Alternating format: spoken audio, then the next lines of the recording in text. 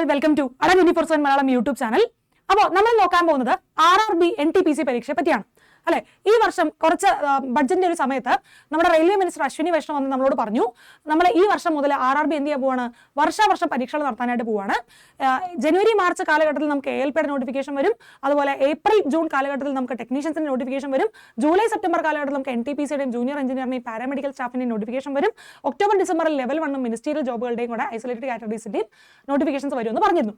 ഈ പറഞ്ഞതിൽ ജനുവരി മാർച്ച് എന്ന് പറയുന്ന ഏരിയയിൽ പറഞ്ഞ ALPയും അതേപോലെ ഏപ്രിൽ ജൂൺ കാലഘട്ടത്തിൽ പറഞ്ഞ ടെക്നീഷ്യനും ഇത് രണ്ടിനെയും നോട്ടിഫിക്കേഷൻ എന്ത് ചെയ്തിട്ടുണ്ട്, കൃത്യമായിട്ട് വന്നിട്ടുണ്ട്. അതുകൊണ്ട് തന്നെ നമുക്ക് എന്ത് ഉറപ്പിച്ച് പറയാം, ഈ പറഞ്ഞിരിക്കുന്ന ജൂലൈ സെപ്റ്റംബർ മാസങ്ങളിലെ NTPCയും കൃത്യമായിട്ട് വരും എന്ന് നമുക്ക് പറയാനായിട്ട് പറ്റും. അപ്പോൾ എന്താണ് NTPC, എങ്ങനെ നമുക്ക് NTPCയിൽ GSL സ്കോർ ചെയ്യാം എന്ന കാര്യമാണ് ഞാനിന്ന് പറയാനായിട്ട് പോകുന്നത്. ഇത് വെറുതെ നിങ്ങളോട് വന്ന് പറയല്ല ഞാൻ ചെയ്യുന്നത്. കഴിഞ്ഞ NTPC പരീക്ഷയുടെ 6 ലെവലുകളിലെ പരീക്ഷയിലെ 4 ലെവലുകളും CBT 1 എല്ലാം ക്ലിയർ ചെയ്യുകയും CBT 2 2 ലെവലിലെ പരീക്ഷ ക്ലിയർ ചെയ്യുകയും മെഡിക്കൽ കാറ്റഗറിയിൽ വെച്ച് നഷ്ടപ്പെട്ടു പോയതുകൊണ്ട് മാത്രം ജോലി കിട്ടാതെ പോവുകയും ചെയ്തവരാണ് ഞാൻ. അതിന്റെ തെളിവ് കൂടി ഞാൻ നിങ്ങൾക്ക് എന്ത് ചെയ്യാം, കാണിച്ച് തരാം. അപ്പോൾ ഇതിന്റെ പരീക്ഷ എങ്ങനെയാണ് ഇതിന്റെ കാര്യങ്ങൾ മുന്നോട്ട് പോകുന്നത്, എന്താണ് CBT 1, എന്താണ് CBT 2, ഇങ്ങനെയുള്ള കാര്യങ്ങളൊക്കെയാണ് ഞാൻ പറയാനായിട്ട് പോകുന്നത്. അപ്പോൾ ഞാൻ ആദ്യം കാണിച്ചു തരാൻ പോകുന്നത് നിങ്ങൾക്ക് എൻ്റെ റിസൾട്ട് ആണ്. ഇത് CBT 2ന്റെ റിസൾട്ട് ആണ്, അതായത് ലെവൽ 6ന്റെ CBT 2ന്റെ റിസൾട്ട് ആണ്. എൻ്റെ പേര് നന്ദിനി, എൻ്റെ പേരുള്ള ലിസ്റ്റാണിത്. തിരുവനന്തപുരമായിരുന്നു ഞാൻ കൊടുത്ത RRB. അവിടെ ഞാൻ അപേക്ഷിച്ച എല്ലാ പോസ്റ്റുകൾക്കും ഞാൻ അപേക്ഷിച്ചിരുന്നു. 120 മാർക്കിനായിരുന്നു 6th ലെവലിന്റെ പരീക്ഷ. 6th ലെവലിന്റെ പരീക്ഷയ്ക്ക് എനിക്ക് 120 ചോദ്യങ്ങൾ ഞാൻ കണ്ടിരുന്നു. കാണാത്തൊരു ക്വസ്റ്റ്യൻ, ഇഗ്നോർഡ് ക്വസ്റ്റൻസ് ആണ് 0 എന്ന് കാണിച്ചിരിക്കുന്നത്. Number of question, total valid questions 120 ആണ്. ഞാൻ അറ്റംപ്റ്റ് ചെയ്തത് 84 ചോദ്യങ്ങളാണ്. അതിൽ എൻ്റെ 72 എണ്ണം ശരിയായി, 12 എണ്ണം തെറ്റിപ്പോയി. എനിക്ക് 68 മാർക്ക് കിട്ടി. I was short listed for the CBT examination. It says yes, but I couldn't write the exam because ഇത് നമ്മൾ നോട്ടിഫിക്കേഷൻ നോക്കുന്നതിൽ ഒരു എററാണ്. നോട്ടിഫിക്കേഷൻ നമ്മൾ കൃത്യമായിട്ട് നോക്കിയില്ലെങ്കിൽ എന്ത് ചെയ്യും, നമുക്ക് പ്രശ്നങ്ങൾ പറ്റും. അതിനുള്ള ഉദാഹരണമാണ് ഞാനിവിടെ നിങ്ങളുടെ മുമ്പിൽ നിൽക്കുന്നത്. കാരണം ആ നോട്ടിഫിക്കേഷനിൽ കൃത്യമായിട്ട് പറഞ്ഞിരുന്നു 6/6 വിഷനുള്ളവർക്ക് മാത്രം എന്ത് ചെയ്യാൻ പറ്റുള്ളൂ ഈ പരീക്ഷ. അതായത് ഇത് സ്റ്റേഷൻ മാസ്റ്ററുടെ പോസ്റ്റാണ്, നല്ലോണം കണ്ട പോസ്റ്റാണ്. പിന്നെ കാണുമ്പോൾ തന്നെ നിങ്ങൾക്ക് അറിയാലോ, ഞാൻ വലിയൊരു കണ്ണട വെച്ചിട്ടാണ് നിൽക്കുന്നത്. ഈ കണ്ണട ഉള്ളവർക്ക് എന്ത് ചെയ്യാൻ പറ്റില്ല, ഈ പരീക്ഷ എഴുതാൻ പറ്റില്ല എന്നുള്ള കാര്യം നോട്ടിഫിക്കേഷനിൽ കൃത്യമായിട്ട് പറഞ്ഞിരുന്നു. ശ്രദ്ധിച്ച് വായിച്ച് നോക്കാത്തതുകൊണ്ട് ഞാൻ എന്ത് ചെയ്തു, ഞാൻ പോയി പ്രിലിംസും ഇതിന്റെ മെയിൻസും ഒക്കെ പോയി എഴുതി. ഇത് മെയിൻസിന്റെ എക്സാം ആണ്. CBT 2ന്റെ റാങ്ക് ലിസ്റ്റാണ് മാർക്ക് ലിസ്റ്റാണ് കാണിക്കുന്നത്. CBT 1ൽ എനിക്ക് 76 മാർക്ക് ഉണ്ടായിരുന്നു, 100ൽ 76 മാർക്ക് ഉണ്ടായിരുന്നു. ഓക്കെ, ഇനി എന്താണ്, ഇത് നമ്മുടെ ലെവൽ 6 ആണ്. ഇത് ഞാൻ ക്ലിയർ ചെയ്തില്ല, കാരണം എനിക്ക് CBT എഴുതാൻ പറ്റിയില്ല, കമ്പ്യൂട്ടർ ബേസ്ഡ് ആപ്റ്റിറ്റ്യൂഡ് ടെസ്റ്റ് എഴുതാനായിട്ട് പറ്റിയില്ല. ഇനി അതിനുശേഷം വരുന്നതാണ് എന്താ, DVക്ക് ഞാൻ ഷോർട്ട് ലിസ്റ്റഡ് ആയില്ല, അതുകൊണ്ട് എനിക്ക് ആ പരീക്ഷ എഴുതാൻ പറ്റാത്തതുകൊണ്ട് ഞാൻ ഷോർട്ട് ലിസ്റ്റഡ് ആയില്ല. ഇനി ലെവൽ 3ലാണ് ഞാൻ എന്ത് ചെയ്തത്, ക്ലിയർ ചെയ്തിട്ട് ഫൈനൽ ലിസ്റ്റ് വരെ വന്നത്. ഏറ്റവും ഫൈനൽ ലിസ്റ്റിൽ ഏകദേശം തിരുവനന്തപുരത്ത് ഏറ്റവും ഹയസ്റ്റ് സ്കോർ എനിക്ക് തന്നെയായിരുന്നു. എനിക്ക് 90 എണ്ണം എൻ്റെ ശരിയായി. 120 ചോദ്യങ്ങളിൽ ഞാൻ 100 ചോദ്യങ്ങൾ അറ്റംപ്റ്റ് ചെയ്തു. അതിൽ 90 എണ്ണം ശരിയായി, 10 എണ്ണം തെറ്റി. നോക്കൂ, ഇവിടെയും 10 എണ്ണമാണ് എൻ്റെ തെറ്റിയത്, അവിടെ എൻ്റെ 12 എണ്ണമാണ് തെറ്റിയത്. അപ്പോൾ അതായത് ഞാൻ അറ്റംപ്റ്റ് ചെയ്യുന്ന ചോദ്യങ്ങളിൽ കുറേ എണ്ണമെങ്കിലും ശരിയാക്കാൻ എനിക്ക് പറ്റിയിട്ടുണ്ട് അല്ലെ. നമ്പർ ഓഫ് നെഗറ്റീവ്സ് കുറയുകയും പോസിറ്റീവ്സ് കൂടുകയും ചെയ്യുമ്പോൾ നമുക്ക് എന്ത് ചെയ്യുന്നത്, മാർക്ക് വരും, നമുക്ക് നെഗറ്റീവ്സ് കുറയും. അതുകൊണ്ടാണ് എനിക്ക് എന്ത് മാർക്ക് കിട്ടിയത്, 86.6667 എന്ന മാർക്ക് കിട്ടിയത്. 120ൽ 86.66 മാർക്കാണ് എനിക്ക് എവിടെ കിട്ടിയത്, CBT 2, അതായത് കമ്പ്യൂട്ടർ ബേസ്ഡ് ടെസ്റ്റ് 2ന് ലെവൽ 3 പരീക്ഷയ്ക്ക് എനിക്ക് കിട്ടിയത്. അപ്പോൾ എങ്ങനെയാണ് ഞാൻ ഈ പരീക്ഷയ്ക്ക് പഠിച്ചത്, എങ്ങനെ പഠിച്ചാൽ നിങ്ങൾക്ക് ഈ പരീക്ഷ പാസ്സാവാനായിട്ട് പറ്റും എന്നാണ് ഞാൻ പറഞ്ഞുതരാൻ പോകുന്നത്.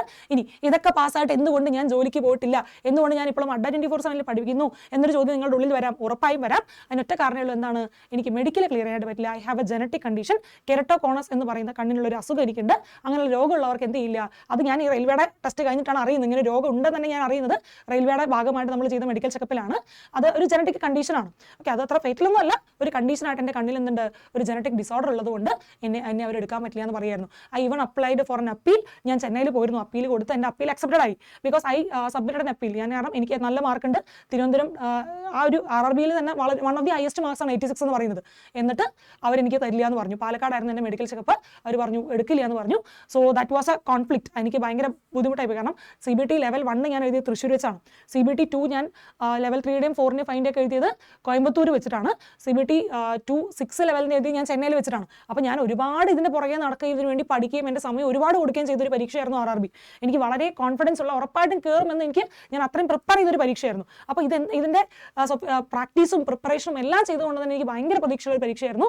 പക്ഷെ എന്ത് ചെയ്തു, അവർ മെഡിക്കൽ എനിക്ക് തന്നത് പാലക്കാടായിരുന്നു. അവിടെ വെച്ച് അവർ പറഞ്ഞു എന്നെ എടുക്കാൻ പറ്റില്ല എന്ന്. So I gave N appeal കൊടുത്ത ചെന്നൈയിലേക്കാണ്. നമുക്ക് ഒരു PCMB ഉണ്ട്, അതായത് നമ്മൾ മെഡിക്കൽ ബോർഡിന് തന്നെ ഹയർ മെഡിക്കൽ ബോർഡ് ഉണ്ട് ചെന്നൈയിൽ. അപ്പോൾ നമ്മൾ അവിടെ പോയി നമ്മൾ അവരെ കണ്ട് അവിടെ നമുക്ക് രണ്ടാമതൊരു മെഡിക്കൽ ടെസ്റ്റ് കൂടി നടത്തും.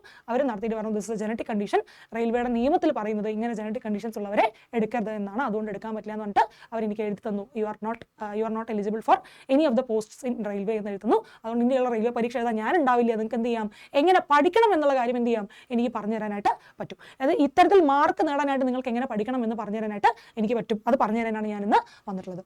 ഓക്കെ, ഇനി CBT 1 ഇതൊക്കെ നിങ്ങൾക്ക് അറിയുന്ന കാര്യങ്ങളാണ്. NTPCയുടെ CBT 1 എന്തുണ്ട്, 100 ചോദ്യങ്ങളാണുള്ളത്. 40 ജനറൽ അവയർനെസ് ചോദ്യങ്ങൾ, മാത്സ് 30 ചോദ്യം, ജനറൽ ഇന്റലിജൻസ് റീസണിംഗ് 30 ചോദ്യം, മൊത്തം 100 ചോദ്യം, 100 മാർക്ക്, 90 മിനിറ്റ്. അത് 1.5 മണിക്കൂറിന് 100 ചോദ്യങ്ങൾ എന്നാണ് എന്ത് വരുന്നത് CBT 1 വരുന്നത്. നിങ്ങൾക്ക് അറിയുന്ന കാര്യങ്ങളാണ് അല്ലേ. ഇനി അതിൻ്റെ കട്ട് ഓഫ് മാർക്ക് വന്ന എത്രയായിരുന്നു, ഈ ഒരു റേഞ്ചിലാണ് ആദ്യം കട്ട് ഓഫ്. ആദ്യം ഒരു കട്ട് ഓഫ് മാർക്ക് വളരെ കൂട്ടിയിട്ടു. അതായത് ലെവൽ 2 ഭയങ്കര കട്ട് ഓഫ് കൂടുതലാണ്. ഞാൻ ആദ്യം ലെവൽ 2 ക്ലിയർ ചെയ്തില്ല. ലെവൽ 2 78 ആയിരുന്നു കട്ട് ഓഫ്. എനിക്ക് 76 മാർക്കോളമാണ് ഉണ്ടായിരുന്നത്. 75 പോയിന്റ് സംതിങ് ആയിരുന്നു എൻ്റെ മാർക്ക് ഉണ്ടായിരുന്നത്. ഇതിൽ 78 ആയിരുന്നു കട്ട് ഓഫ്. അപ്പോൾ ഞാനിത് ക്ലിയർ ചെയ്തില്ല. ബാക്കി 3 ഞാൻ ക്ലിയർ ചെയ്തു, ഇത് ഞാൻ ക്ലിയർ ചെയ്തില്ല. അത് ഏറ്റവും ലോസ്റ്റ് ലെവലിലുള്ള പോസ്റ്റാണ് ലെവൽ 2 എന്ന് പറയുന്നത്. പക്ഷെ അത് ഞാൻ ക്ലിയർ ചെയ്തില്ല, കാരണം ഭയങ്കര കട്ട് ഓഫ് കൂടിപ്പോയി. അപ്പോൾ ആ സമയത്ത് ഭയങ്കര പ്രശ്നമായി. ഞാൻ അതിൻ്റെ കഥയെ പറ്റി ഒരു വീഡിയോ ഒക്കെ ചെയ്തിരുന്നു. നിങ്ങൾക്ക് അറിയുന്നതാണ്. ഞാൻ ഓൾറെഡി നമ്മുടെ ചാനലിൽ തന്നെ എന്താണ് 2019 സംഭവിച്ചത് എന്നതിനെ പറ്റി ഒരു വീഡിയോ ചെയ്തിരുന്നു. നിങ്ങൾക്ക് ആ വീഡിയോയും കാണാവുന്നതാണ്. അപ്പോൾ അതിനകത്ത് പറയുന്നത് എന്താണ്, ബേസിക്കലി ഇവിടെ ഈ കിട്ടിയ മാർക്ക് വെച്ച് ഈ 3 ക്ലിയർ ചെയ്യാൻ പറ്റുള്ളൂ. അപ്പോൾ ബീഹാറിൽ ഭയങ്കര ട്രെയിൻ കത്തിക്കുകയും ഒരുപാട് ആളുകൾ കാത്തിരിക്കുന്ന പോസ്റ്റാണല്ലോ റെയിൽവേയുടെ പരീക്ഷ എന്ന് പറയുന്നത്. ഒരുപാട് ആളുകളുടെ ജീവിതത്തിൽ ഒരു വലിയ നല്ലൊരു പോസ്റ്റ് തന്നെയാണ്. അതുകൊണ്ട് ഒരുപാട് പേര് കാത്തിരിക്കുന്ന പോസ്റ്റ് ആയതുകൊണ്ട് ഭയങ്കര കോൺഫ്ലിക്ട്സ് ഉണ്ടാവുകയും പിന്നീട് അത് സോൾവ് ചെയ്യാനായിട്ട് ഒരുപാട് കാര്യങ്ങൾ ചെയ്യാനായിട്ട് റെയിൽവേ എന്ത് ചെയ്തു, ഹയർ ലെവൽ ക്ലിയർ ചെയ്തവർ ടോട്ടലി എന്ത് ചെയ്തു, താഴത്തെ എല്ലാ ലെവലും ക്ലിയർ ചെയ്യുന്ന രീതിയിലേക്ക് അവർ എന്ത് ചെയ്തു, കട്ട് ഓഫ് കുറച്ച് പേരാണ് ചെയ്തത്. അപ്പോൾ അങ്ങനെ കുറച്ച് വന്ന് നമുക്ക് എന്ത് ചെയ്യാൻ പറ്റി, ഒരുപാട് പേരെ അവരെന്ത് ചെയ്തു ലെവൽ 2 എക്സാമിന് ഇരുത്തി.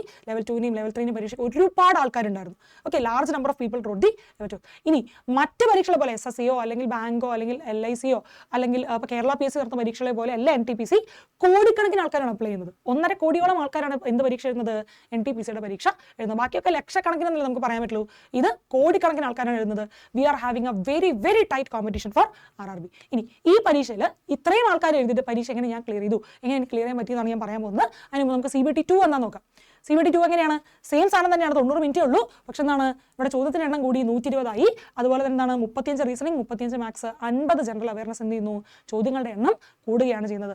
ആദ്യത്തെ CBT 1 വന്നത് 100 മാർക്കിനാണെങ്കിൽ രണ്ടാമത് വന്ന CBT 2 എങ്ങനെയാണ്, അത് 120 മാർക്കിനാണ് വരുന്നത്. 120 ചോദ്യങ്ങളാണ് അതിനകത്ത് വരുന്നത്. ഞാൻ നിങ്ങൾക്ക് ആദ്യം കാണിച്ചത് CBT 2ൻ്റെ സ്കോർ കാർഡാണ്.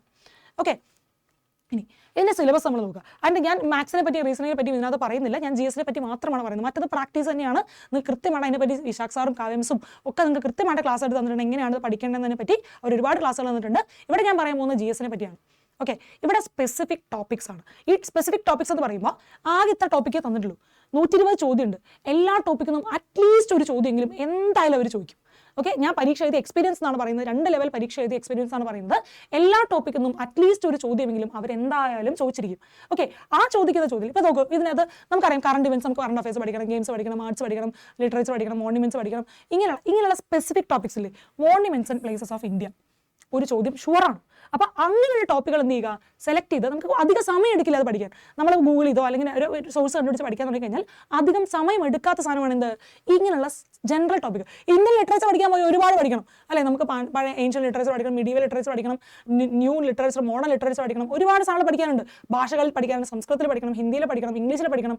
It's A large topic. പക്ഷേ അവിടെ ഐഡന്റിഫൈ ചെയ്യുന്ന ഇങ്ങനത്തെ ടോപ്പിക്സ് ഉണ്ട്.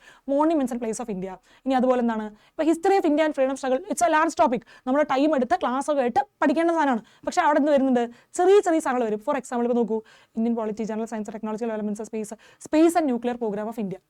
ന്യൂക്ലിയർ പ്രോഗ്രാം ഓഫ് ഇന്ത്യ ഒറ്റ ക്ലാസ് കണ്ടാൽ മതി. നമ്മൾ RRBയുടെ ക്ലാസ് യൂട്യൂബിൽ ഫ്രീ ആയിട്ട് കൊടുത്തിട്ടുണ്ട്. ന്യൂക്ലിയർ പ്രോഗ്രാം ഓഫ് ഇന്ത്യ അത് കണ്ടു ചെയ്യുക.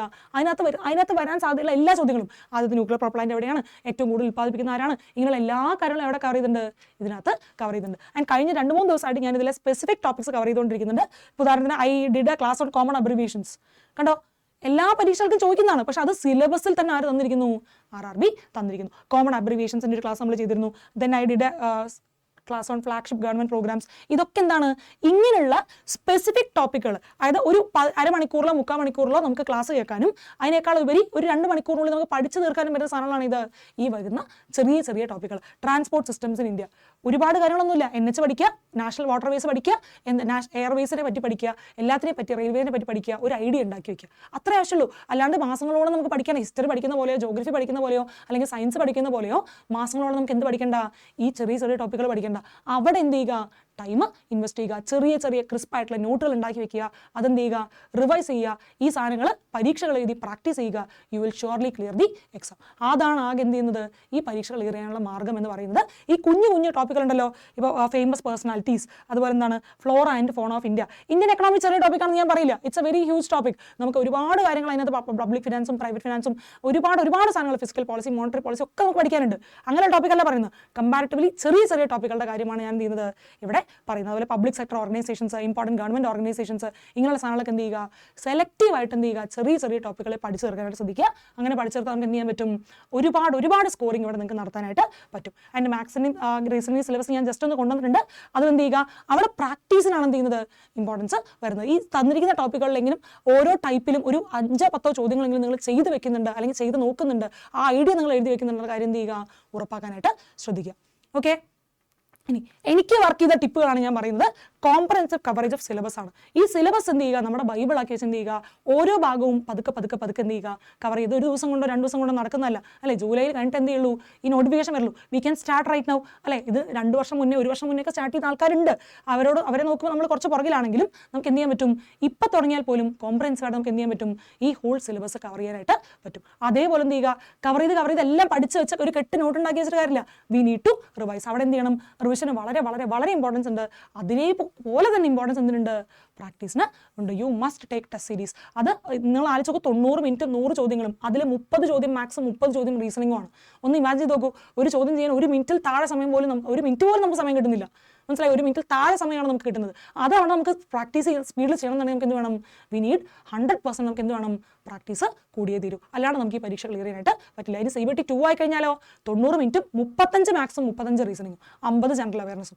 It is going to take time. അത് നമുക്ക് ആ പരീക്ഷ ഹാളിൽ ഇരുന്നുകൊണ്ട് ഫുൾ പ്രസൻസ് ഓഫ് മൈൻഡോട് കൂടി, ഏറ്റവും ധാരണയോടുകൂടി നമുക്ക് ആ പരീക്ഷയെ തീർക്കണമെന്നുണ്ടെങ്കിൽ, ആ പരീക്ഷ ക്ലിയർ ചെയ്യണമെന്നുണ്ടെങ്കിൽ, we must have A comprehensive syllabus coverage, we must revise it and we must do practice. അതുപോലെ എന്താണ്, നമ്മൾ സിമുലേറ്റഡ് എൻവയോൺമെന്റിൽ എക്സാം എഴുതി നോക്കണം. അതായത് ഞാൻ പരീക്ഷ എഴുതാൻ പോയിരിക്കുകയാണ് എന്ന രീതിയിൽ എന്ത് ചെയ്യണം, ഓൺലൈനായിട്ടാണ് നമുക്ക് പരീക്ഷ വരിക, കമ്പ്യൂട്ടർ ബേസ്ഡ് ടെസ്റ്റ് ആണ്. അതെന്ത് ചെയ്യുക, നമ്മൾ കമ്പ്യൂട്ടർ വെച്ചാൽ എന്ത് ചെയ്യുക, ചെയ്ത് നോക്കുക. ലാപ്ടോപ്പ് വെച്ചോ കമ്പ്യൂട്ടർ വെച്ചോ എന്ത് ചെയ്യുക, ഈ എക്സാം അറ്റംപ്റ്റ് ചെയ്ത് നോക്കുക, സമയം ലിമിറ്റ് വെച്ചിട്ട്. അതിപ്പോൾ നമ്മുടെ അഡ്ഡയുടെ ടെസ്റ്റുകൾ എടുത്ത് കഴിഞ്ഞാൽ നിങ്ങൾക്ക് 90 മിനിറ്റ് ടെസ്റ്റ് കിട്ടും. അപ്പോൾ നിങ്ങൾക്ക് എന്ത് ചെയ്യുക, ഒരു തവണ നിങ്ങളൊന്ന് വെറുതെ എഴുതി നോക്കുക. നിങ്ങളുടെ ഇപ്പോൾ അറിവ് വെച്ച് നിങ്ങൾക്ക് എന്ത് മാർക്ക് കിട്ടുമെന്ന് നിങ്ങൾക്ക് മനസ്സിലാവും. ഇത് നിങ്ങൾ ഒരാളെയും ബോധിപ്പിക്കേണ്ട, വ്യക്തികളെ, കുടുംബക്കാരെ, കൂട്ടുകാരെ, ഒരാളെയും നിങ്ങളിത് ബോധിപ്പിക്കേണ്ട. നിങ്ങൾ എന്ത് ചെയ്യുക, ജസ്റ്റ് ഒന്ന് ചെയ്ത് നോക്കിയിട്ട് എന്താണ് ഇതിൻ്റെ ഭാഗമായിട്ട് വരുന്നത് എന്നുള്ള കാര്യം എന്ത് ചെയ്യുക, ഒന്ന് അറിഞ്ഞു വെക്കാനായിട്ട് ശ്രദ്ധിക്കുക. അതുപോലെ തന്നെ വളരെ പ്രസൻസ് ഓഫ് മൈൻഡോട് കൂടി ഈ പരീക്ഷ എഴുതണം. അല്ലാണ്ട് നമ്മൾ അവിടെ പോയിട്ട് പലതും അയ്യോ ഞാൻ എന്ത് ചെയ്യും, എന്താണ് എൻ്റെ ഭാവി എന്നൊക്കെ ആലോചിച്ചിരുന്നു കഴിഞ്ഞാൽ നമ്മൾ ഒരിക്കലും ഈ പരീക്ഷ ക്ലിയർ ചെയ്യില്ല. വളരെ ക്ലിയർ മൈൻഡായിട്ട് പോയിട്ട് നമ്മൾ എഴുതിയെങ്കിൽ മാത്രമേ എന്ത് ചെയ്യുള്ളൂ, ഈ എക്സാം നമുക്ക് ക്ലിയർ ചെയ്യാനായിട്ട് പറ്റുള്ളൂ. കോടിക്കണക്കിന് ആൾക്കാർ എഴുതുന്ന പരീക്ഷയാണ്. ഈ പരീക്ഷയിൽ റാങ്ക് ലിസ്റ്റിൽ എവിടെ നേടുക എന്ന് പറയുന്നത് എളുപ്പമുള്ള കാര്യമല്ല. അത് നമുക്ക് എന്ത് വേണം, കൃത്യമായൊരു സപ്പോർട്ട് വേണം. ആ സപ്പോർട്ട് നമ്മൾ നിങ്ങൾക്ക് തരുന്നുണ്ട്.